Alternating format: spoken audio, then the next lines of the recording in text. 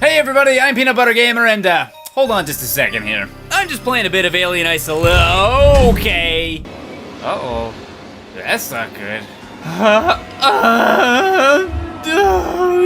No. Please. Oh, please no. Oh, please no. Oh, please no. Oh, please no. Oh, please no. It's gone. Well, I'm about done with that. At least I got some good notes for my Halloween video. Just let me check my calendar real quick. Wait, it's November? You know, I did already do 3 Zelda month videos. Kinda forget about that. Since I didn't do a Halloween video, I might as well do something scary for Zelda month, but what can I do?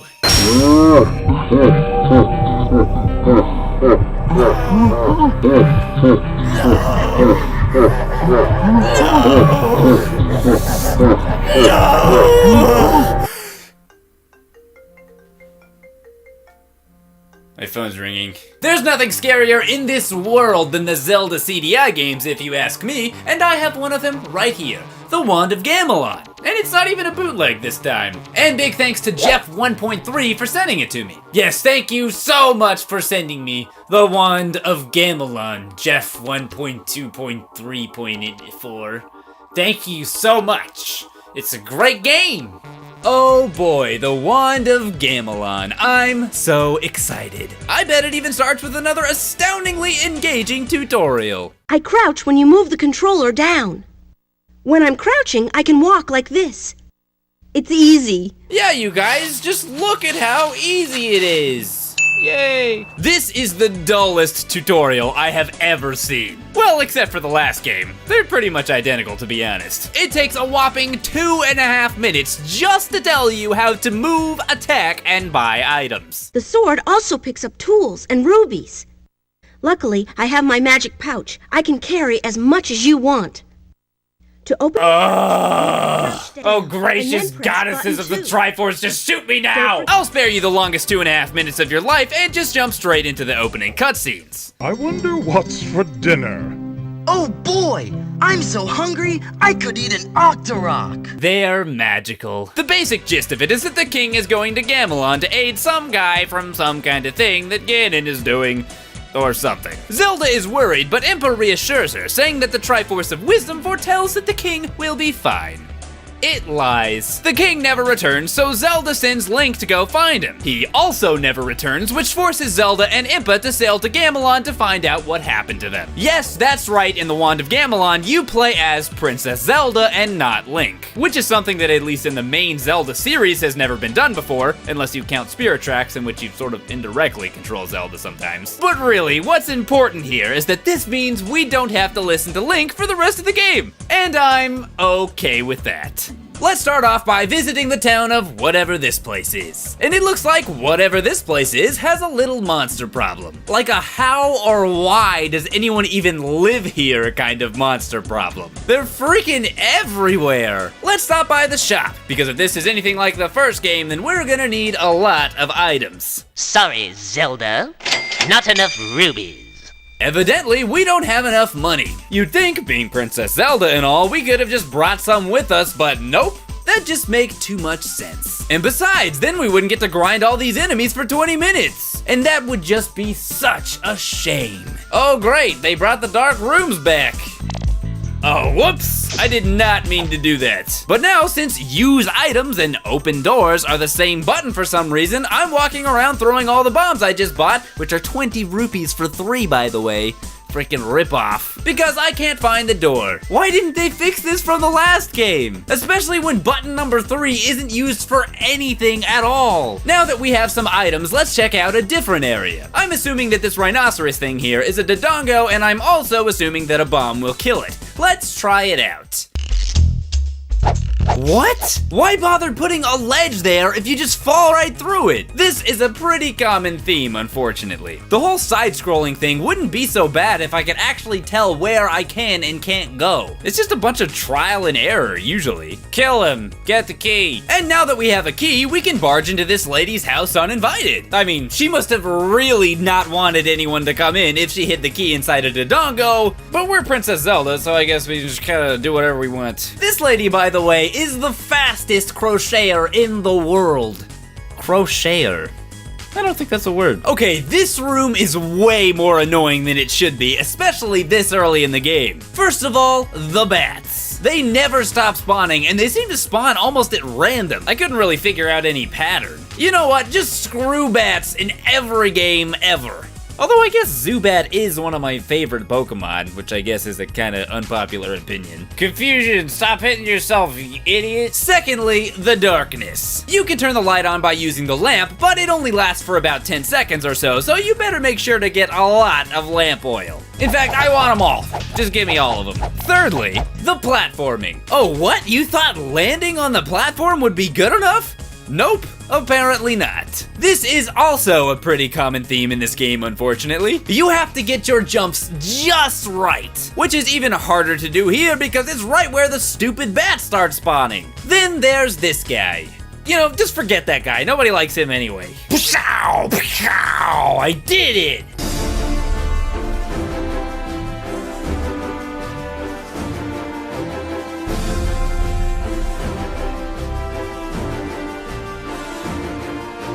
Oh no, not the bats! Anything but the bats! This has been PBG Reacts to Things by Making Faces. We thank you as always for watching, and good night. If you have the patience, you'll be rewarded with the Power Sword. Alright, I'm so awesome now! Yeah! Oh, this lady right here, this is gonna be a good cutscene, I bet. Here, have a drink. Thanks. Hey, there's a fisherman trapped in the fish head. Really?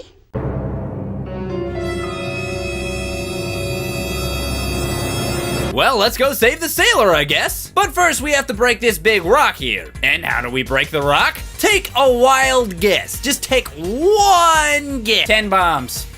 It's 10 bombs. Who would ever just stand there and throw 10 bombs at this rock? I mean, again, they cost 20 rupees for 3, so you wouldn't want to waste them. And after the first 1, maybe 2 tries, you'd think most players would give up and just assume it didn't work. You know, because that would be logical. Thanks, you saved me. That's the last time I'm going fishing. See you in Sakado.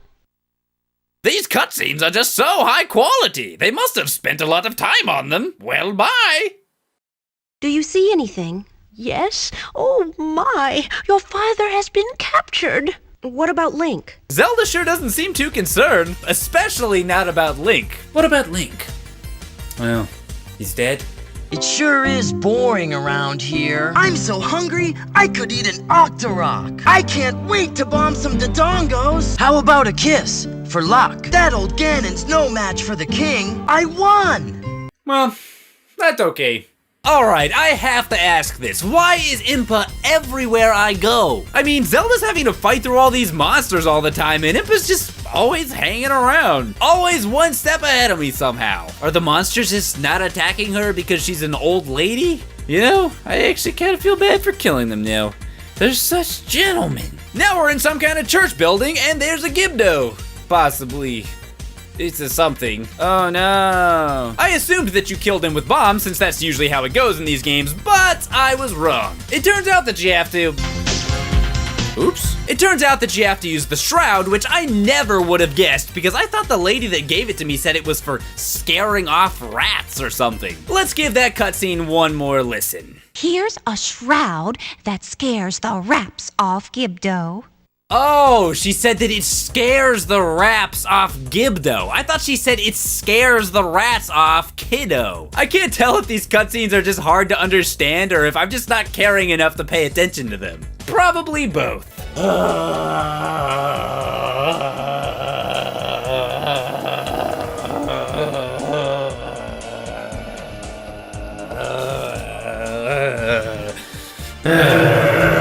Woohoo! We're in some kind of swamp that's really heavy on the platforming, which is just wonderful because as mentioned earlier, if there's anything this game excels at, it's platforming. But I eventually did make it. Yeah!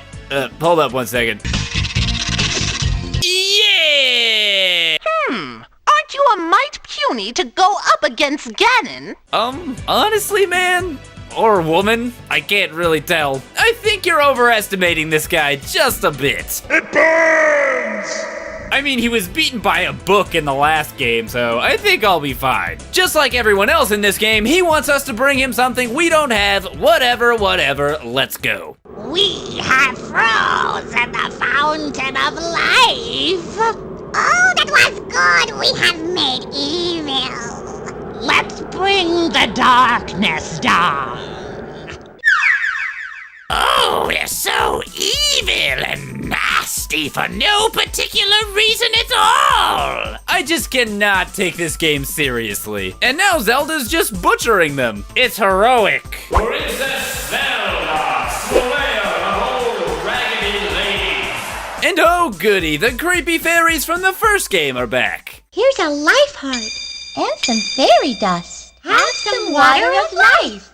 And take a Luigi and a Scooby-Doo Monsters Unleashed for the Game Boy Advance. How about taking the Starbucks I didn't finish earlier? You can have whatever this is. This is some gum that's been in my drawer for a couple years. It might still be good. And I got some Game Boy Color Powerpuff Girls gang.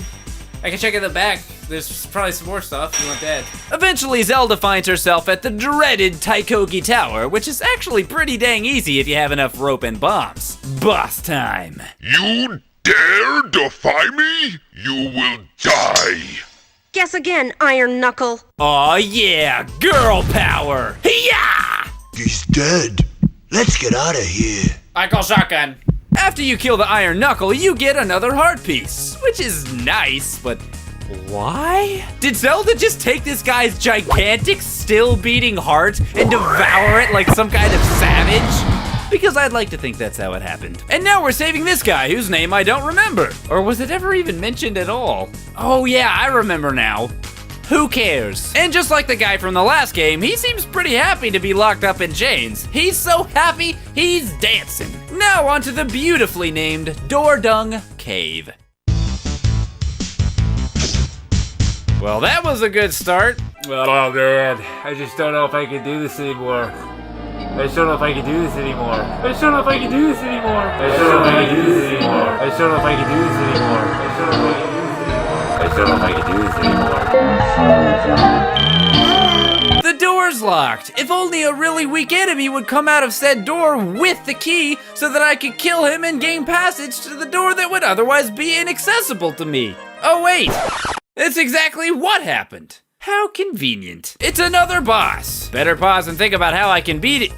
Wait, I think, yep, he's dead. This game went from decently difficult to really easy all of a sudden. It's almost like the game is tired of playing itself. Okay, well, never mind, it's hard again. What even are these things that are falling? They look like water drops. I can't tell if there's a pattern to them or not. They just kind of fall at random. And if you get caught under it, you can take tons of damage really fast. But why do water drops even damage you in the first place? Even if you want to say they're rocks, honestly, they're more like pebbles than anything. They would be a mild inconvenience at best. In the end, the best strategy is to just run straight through this segment and use the rope a lot. After barely using it in the first game, the rope is actually pretty OP in the Wand of Gamelon. Yet another boss! And big surprise, he adds nothing to the plot and has a whopping 0 character development. You've killed me! Good. Dang! Duke Gauntlet betrayed the king! I know. Wait, I do? I barely know what anyone is even saying in this game, much less that Duke Gauntlet is even a person and that he is also evil. I guess the king did mention a Duke Gauntlet guy at the beginning, but I usually just kind of ignore everything that guy says. The cutscenes in this game are just beyond bad, easily the most iconically bad things in this game for a reason. Not only is the animation laughable and lazy looking, they just go by so quickly. It's just like, bam, here's a cutscene. Didn't understand anything I just said? Oh well, see ya. So the very little story there actually is in this game is incredibly hard to follow, much less care about. Other stuff happens. And then you fight this guy whose head changes from a wolf to a lion to a lips? A lips? I don't know, whatevs. You kill him and then get the Wand of Gamelon, which is the only thing that can defeat Ganon for some completely unexplained reason. That's it! I just can't do this anymore. I just can't do it. Is this what it's like to be an adult? Just lose all happiness in life? Is all the magic in the world gone? Just have your heart ripped right out of your chest? I don't know, you guys. I never thought this day would come. I think it's finally time. I have to do it. You have any Arbuckle feathers? Bring some hand spore if you want a bit more punch. Bring some fairy dust and I'll make it a magic rope. We'd give anything for an Arbuckle's egg. Good. Well, I guess let's go fight Ganon. And big surprise, just like in the last game, he sucks balls. Dodge a couple things, climb a ladder, throw a thing. The great and evil Ganon has fallen by way of thrown thing. It is just as it was predicted in the holy books of old, and angels came down from the heavens and glory hallelujah. But we're not done yet, unfortunately. We've got to save the king. What the? I did beat the game, right? This music and whatever it is the king is doing here. Why is this entire scene so unnerving? But don't worry, it then jumps straight back into ridiculous. Your omnipotence, have mercy! After you've scrubbed all the floors in Hyrule, then we can talk about mercy. Take him away. Scrub the floors? That's it? Can I please go back to the scary room with the king dancing? I just kind of prefer it there compared to here. I wonder what happened to Link. Oh, he was a bore anyway. Stop looking at yourself. What happened? Once again, she really doesn't seem to care much about Link, which I can't say I blame her for. And also, huh? I can't tell what happened. Me neither, Impa. Me neither. I honestly just don't understand any of this game. Surely I can come up with at least one or two good things to say about this game if I try really hard. I guess I always thought it would be interesting to play a Zelda game where you actually play as Zelda, and I mean, she is genuinely intense in this game. She's killing people and she doesn't even care. And I guess the side-scrolling gameplay could be forgivable if it was just done better. Make it more clear where I can and can't go, fix the platforming, it shouldn't be so hard to make one simple jump, and stop dropping stuff on me for no reason. It's not fun. It's agitating at best. And that's about all I have as far as positivity goes. This game, while quirky and fun to remember, is bad. But I'm pretty sure you already knew that before watching this video. Oh yeah, I almost forgot. Uh-oh, that doesn't look good. Okay, forget that. I'm just gonna play some more CDI, actually. Let's see what do we got here. We got Mutant Rampage, Palm Springs opens up the golf game, Merlin's Apprentice. That sounds pretty good. Seventh Guest. Let's see what this is. Let's just boot this up. Seventh Guest.